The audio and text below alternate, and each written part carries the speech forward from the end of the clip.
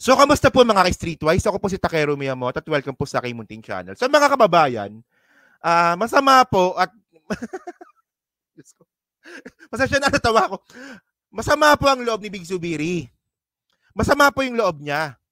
Kasi nga daw po, di ba, na itong si Bato de la Rosa, na sinasabi nga natin na, ako naniniwala naman ako na ang isa sa mga pinakadahilan kung bakit nga po nasibak si Big Zubiri, diyan po sa Senate President kasi nga po sa ginagawang hearing ni Bato de la Rosa. Oo. Naniniwala naman akong ganon. At syempre, meron naman tayong pinakitang ebidensya na sinabi talaga ni Big Zubiri yun. Na ang punot dulo kung bakit siya natanggal dahil nga po kay Bato de la Rosa. Pero ang ending mga kababayan, bumaliktad din po on the last minute si Bato. Ganyan po kabulok yung Senado natin. 'Di ba? Wala silang pakialam sa interes ng taong bayan. Mas focus sila sa interes ng sariling interes nila. 'Di ba? Teka lang, bigyan natin ng Jack sa Tatay Jack Ferds. May nagre-request. Okay, yan. Okay, game. So ngayon, ito no, pakita ko sa inyo no. So ito ngayon yung mga bumoto para po si Baken si Big Zubiri. Humabol po si Bato. So ito yung yes, 'di ba? Teka lang no. Okay. Kita nyo ba? Okay, kita naman, no? So, andito si Cayetano, yung dalawang Cayetano. Okay. Andyan na si Bato. Kasama na si Bato. Si Chis Escudero, si Jinggoy, si Bongo, si Lito Lapid, si Amy Marcos. Si Bong Revilla, si Robin, si Francis Tolentino, si Rapi Tulfo, si Grace po, yung dalawang mag-inang bilyar. Okay. So, ngayon mag-ina yan. Pero baka sa 2025, maging magkapatid yan. Kasi tatakbo ata si Camille Villar bilang senador. Okay. So ngayon mga kababayan, ako yung nagtataka kasi ang sinasabi ngayon nila, ito yung mga bintang ng DDS na ang sabi nila, ang may pakana daw po nito kung bakit nga raw po nasibak si Big Zubiri is yung palasyo. Sabi nila yan, pero nagtataka lang talaga ako mga kababayan. Kung titingnan po natin yung mga pangalan po na to, karamihan dito mga maka-Duterte, karamihan dito O yung Cayetano, Duterte yan. Si Bato, Duterte yan. Si Escudero, hindi ko alam, no? Si Bongo, Duterte. Si Amy Marcos, Duterte. Si Robin Padilla, Duterte. Si Bong Revilla, Duterte. Francis Tolentino, Duterte. Yung dalawang mag-inang bilyar, Duterte. So ngayon, ano yung sinasabi ng mga DDS na may kinalaman yung palasyo, especially si First Lady Lisa Marcos, para si Baken si Big Zubiri. Puro mga Duterte yan Di ba? Tapos mga kababayan, ito yung ito yung mga makasubiri, no? 1, 2, 3, 4, 5, 6, 7. So, 7 lang sila. So, si Angara, si Binay, si Ejercito, si Sherwin Gatchalian, si Lauren Legarda, tsaka si Joel Villanueva. Okay. Tapos yung nag-abstain, yung dalawang, walang pakialam.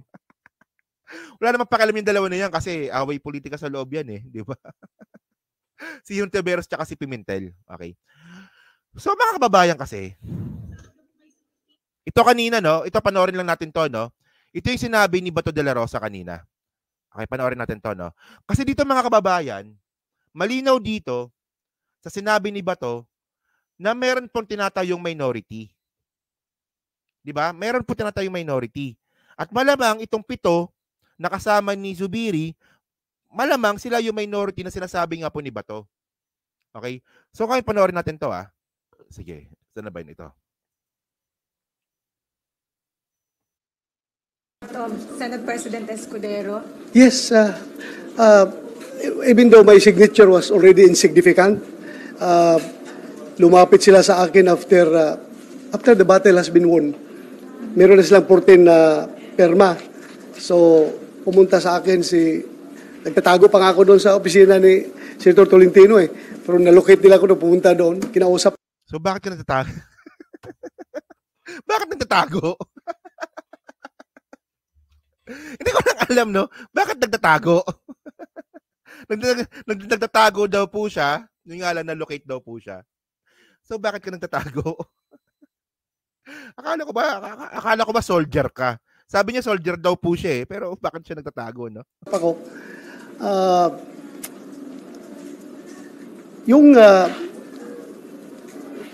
sabihan ako na kahit na hindi na kailangan yung perma ko because they already have 14 and they only need 13 to unseat the Senate President.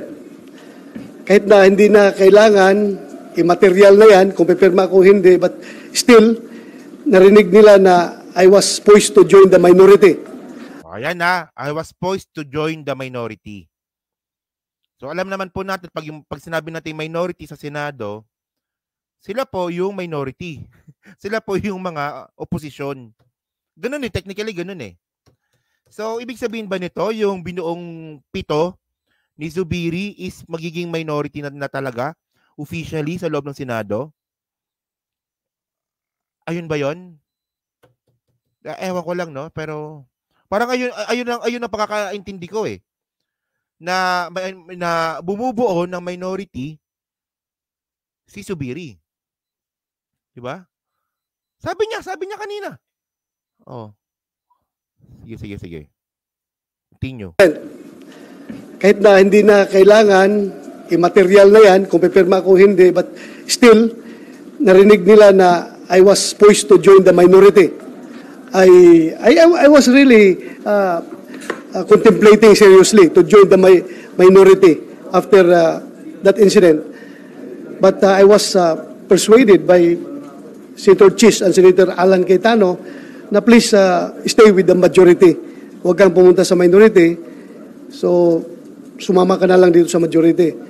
And ang mas mabigat na rason dyan talaga is that among us 3 magkabats na PDP senators, Senator Bungo, Senator Tolentino, and myself, we forged a covenant na majority wins. In every voting situation, talagang kung lalabas sa voting is 2 against 1, obligado yung 1 sumunod doon sa 2, sumama sa 2. So, in this case, nangyari sa silang dalawa talaga ay nag-decide na sumuporta kay Senator Jesus Escudero. Ako ay naiwan. I want to stay with ayaw ko sana. Pero yun nga, may usapan kami na obligado sumama. So, yun.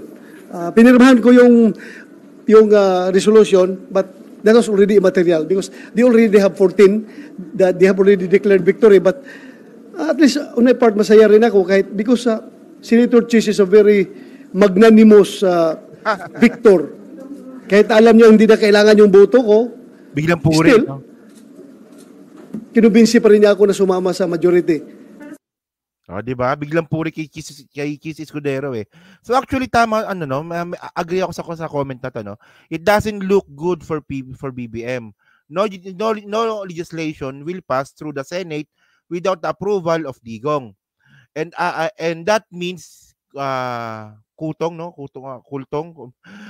in order for the legislation to pass, 'di ba? Kultong is the key. Kultong siguro to, no. So actually may point nga yan, no? Kasi makita naman natin mga kababayan na yung mga nagpatanggal talaga kay Zubiri, 'di ba? Yung nagpatanggal talaga kay Zubiri, karamihan talaga is mga Duterte talaga. Ayan, no? So ang gulo, no? Ang gulo nila, no? Ang gulo. Ako, naguguluhan talaga ako.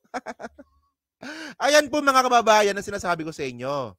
Itong mga senador po kasi, dahil nga po sa konti lang po sila, mas namumutawi po sa kanila yung mga personal na interes. So, at besides yan mga kababayan, nakalimutan ko si Bato. Lumalabas talaga dito, si Bato, walang paninindigan. Ayun lang yun eh. Pagkatapos kay pagtanggol ni Zubiri, kasi ang sabi ni Zubiri nung nakaraang hearing nung nakaraang press conference, ang punot dulo kung bakit nagkagulo, si Bato. Di ba, naalala nyo yun, di ba? Kung napanood nyo po yung huli nating live stream kagabi.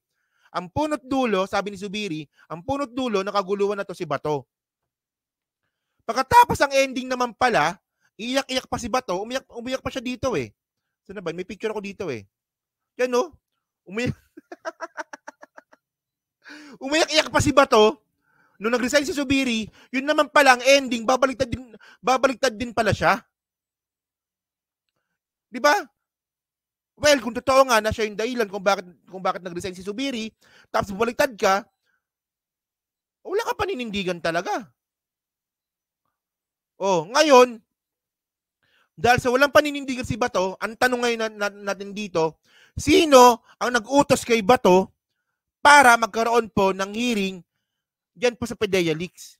May nag-utos diyan eh. Naniniwala ako doon eh. Oh. And then mga kababayan, isa pa to, no? Isa pa dito. Ito. So ito ngayon yung comment ngayon ni Mig Zubiri. Regarding nga po sa pagbaliktad na naman ni Bato. Ano ba tawag doon? Ano? Iyak ng buhaya ba 'yon? Luha ng buhaya? Yung iyak pala ni Bato, iyak pala ng buhaya 'yon, no? So ito, panoorin natin to ha. Itong sinabi ni Zubiri, okay?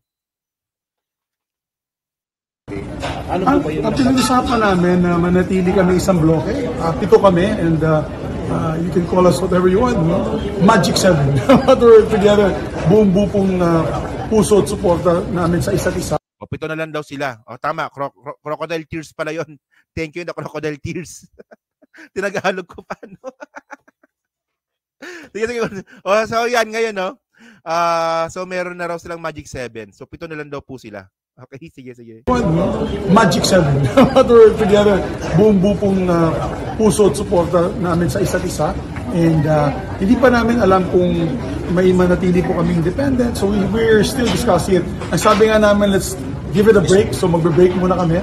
And when we come back, we'll make that decision. Pero so far, ang kagandahan po nito ay talagang lumakas lalo ang aming samahan. Sa hirap at ginawa, talaga yung seatmates group namin na to ay nagsama-sama hanggang sa huli. Lumakas din yung samahan nila. Sabi niya, lumakas din yung samahan nila. Paano lumakas yung samahan ninyo? Eh, tinanggal ka nga eh. Tinanggal ka nga sa bilang Senate President. Paano naging lumakas? Politiko talaga itong mga walang yang to, no? Dinaloko na lang tayo ng mga senador natin, no? Ay, naku, nakakadismaya mga kababayan yung Senado, no? Nakakadismaya talaga.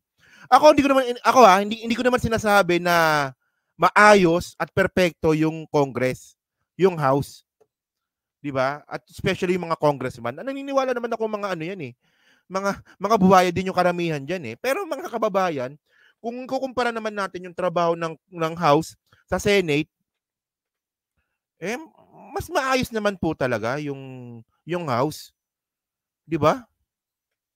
Walang yan. Sige. Senator Bato de la Rosa na talagang pumirma siya dun sa... Let me get your... I thought I've seen strange things in my political career.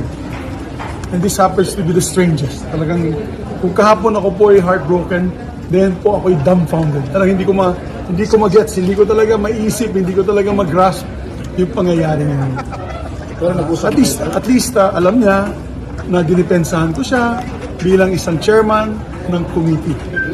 At dahil dyan, nagkaroon po ng sakripisyo, ako po yung sakripisyo dyan, na nawala po ako sa posisyon. Okay lang po yan. Let's move on. Pero... Ayan, no? O ngayon na, hanggang ngayon, ang sinisisi pa rin ngayon ni Mig Zubiri kung baka siya nawala sa posisyon si Bato. Tapos iniwan siya sa ere. Ayan, no? Pakinggan nyo ulit ha, sabi ni Mig Zubiri, no? So pinagtanggol daw ni Mig Zubiri yung posisyon ni Bato sa committee, kaya siya natanggal. Tapos iniwan siya. Teka lang. Hindi ako tatawa para marinig ninyo, hindi ako tatawa. Sige. Hindi ko ma-gets, hindi ko talaga maiisip, hindi ko talaga mag-grasp yung pangyayari ngayon. Pero at least alam niya na dinipensahan ko siya bilang isang chairman ng committee. At dahil dyan, nagkaroon po ng sakripisyo, ako po yung sakripisyo dyan, na nawala po ako sa posisyon. Okay lang. Ayan, malinaw, di ba? Malinaw. Dinipensahan ni Mig Zubiri. Sabi niya yan, ha? Dinipensahan ni Mig Zubiri yung committee ni Bato, kaya siya natanggal bilang Senate President. Tapos ang ending, iniwan din siya ni Bato. Actually, to be fair naman, no? Medyo lang naman. Medyo naawa rin ako kay Zubiri. Pero actually, deserve nyo lahat yan. Lahat kayo dyan, deserve nyo yan. Mga walang iya kayo eh. Mas iniuna nyo pa kasi yung interest pansarili kaysa interest ng taong bayan. Ayan po yung Senado natin ngayon. Bulok po sila. Well, sistema kasi yan. Naniniwala naman ako na kung bakit nakakaganyan yung mga yan because of the bulok na sistema natin. So, well, dapat palitan yung sistema. Ganun lang naman yun eh. Continue. Po yan. Let's move on. I'll move on. Pero yun nga lang, hindi ko talaga maintindihan. I'm in shock. But sige lang, ganun talaga ang politika, di ba? I mean, there's no permanent friends, only permanent interests. So nabanggit mo kahapon na ikakamahal nga po na actually si Senator Bato. Magbabago ba yan? Ano yun? Nabanggit mo kagabi na dahil sa sinabi mo, loyalty niya, ikakampanya mo. Sa birthday ko sa Bukidnon, in front of 30,000 people, nakahat ko nga yung kamay niya. So, medyo masakit. Masakit. Okay lang. It's okay because, alam mo, bilang politician, ganun talaga ang buhay. Nakausap na po kayo. Masakit daw, masakit. Masakit talaga yun. Pinagtanggol mo, pinaglaban mo, tapos inihiwan ka. Masakit talaga yun. Pero hindi ako sobrang naawa sa'yo. Politician ka naman, mayaman ka naman eh. May kapangyarihan ka naman, ba't ako maawa sa'yo? Konti lang, bilang for the sake of humanity, masakit naman talaga yun. Pero as a whole, hindi ako naawa sa inyo. Mayaman naman kayo eh. Magkano sweldo ninyo dyan? Magkano yung ninyo? Magkano yung pondo ninyo? Bukod sa sweldo ninyo, may pondo pa kayo. Di ba?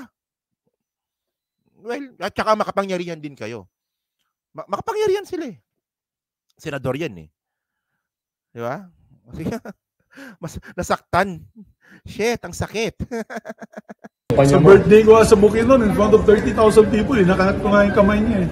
So, medyo masakit. Masakit.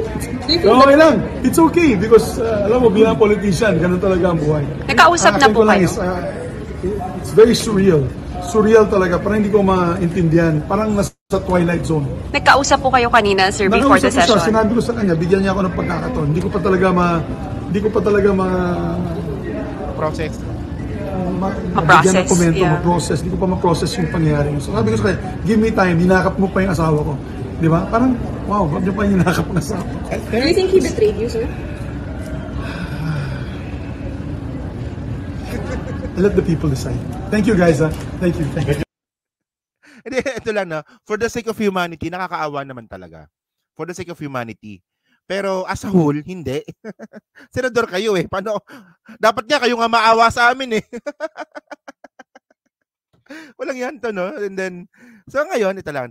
Tingin na natin, walang yan, no? Medyo naano ko dun, Kasi ito lang pala, no? Kasi bilang isang lalaki, dyan sa mga lalaking nanonood sa atin, bilang isang lalaki, ako, no, personally, no, bilang isang lalaki, ang hirap sabihin on public na nasasaktan ako. Hindi nga. Ewan ko lang sa mga lalaking nanonood dyan, ngayon, 1,300 tayo ngayon. Malamang 50% dyan lalaki. Agree ba kayo dun sa sinasabi ko? Bilang isang lalaki, mahirap aminin sa buong mundo na makakapanood na nasaktan ako. Kasi ako pa nasasaktan ako, hindi talaga ako nagpapahalata. Hindi, ako ganun ako eh. Kapag nasasaktan ako, wala, tinatawa ko lang yan, pinapakita ko na okay lang ako. So, ayun ko lang, pero bilang isang lalaki, parang ibig sabihin nun, nasaktan talaga si Zubiri. Kasi inamin niya sa buong mundo eh. Inamin niya sa buong mundo na masakit, nasaktan ako. Pero ako hindi eh. Di ba tayo mga lalaki, ito si Patrick Lopez, di ba? Tama, di ba? Tahimik lang tayo pag nasasaktan tayo. Hindi natin sinasabi na nasasaktan tayo. Pero itong nararamdaman ni Mig Zubiri, Malamang ibang level na to. Kasi naamin niya eh. Naamin niya na nasaktan siya eh. Well, for the sake of humanity, nakakaawa naman, pero as a whole, hindi. Senador yan eh, ba't tayo maawa dyan, di ba? So ngayon mga kababayan, ang nakakatawa kasi dito, umamin naman si Escudero. So sabi dito, balita lang to kanina, May 21, 2024, no? Kanina lang to na balita.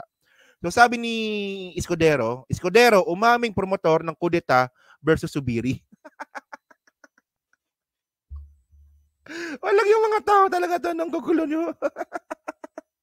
Kaya na nailipat ko ba? Ayan, nailipat ko pala. Diyos ko. Kita nyo mga kababayan kung gaano sila kagulo. So, may plano pala talaga si Escudero. Well, ito lang, no? Ako kasi uncertain pa ako kay Cheese. So, maraming natuwa nung nawala si Zubiri bilang Senate President. And then, ako, medyo natuwa naman ako. Pero nung si Cheese Escudero naman yung pumalit, uncertain pa tayo dito. Uncertain tayo dito. So, ang gagawin na lang natin dito, well, obserbahan natin kung anong klaseng liderato ang gagawin ni Cheese Escudero sa Senado. Di ba? So, ito, no? Ano ba? Basahin pa ba natin to? Medyo wala namang kwenta na to eh. So inamin ng bagong luklok na Senate President Cheese Escudero na siya ang nagsimula sa pagpaplano para palitan si Senador Juan Zubiri, okay? Bilang leader ng mataas na kapulungan ng Kongreso, okay? Sa panayam ng mga reporter, sinabi ni Escudero na Huwebes ng nagdaang linggo, so last week, nang simulan niyang kausapin ang mga kapwa niya senador. Okay? So sabi ni Escudero, Thursday lang ako nagtanong at nagpasya, pahayag ni Escudero. When I say, sinimulan kong makipag-usap dahil marami naman na at that time na may agam-agam dagdag pa niya. Okay, yan. So yan, malinaw naman. Na inamin talaga ni Cheese Escudero na siya yung may pakana para nga po tanggalin si Mig Zubiri. Okay.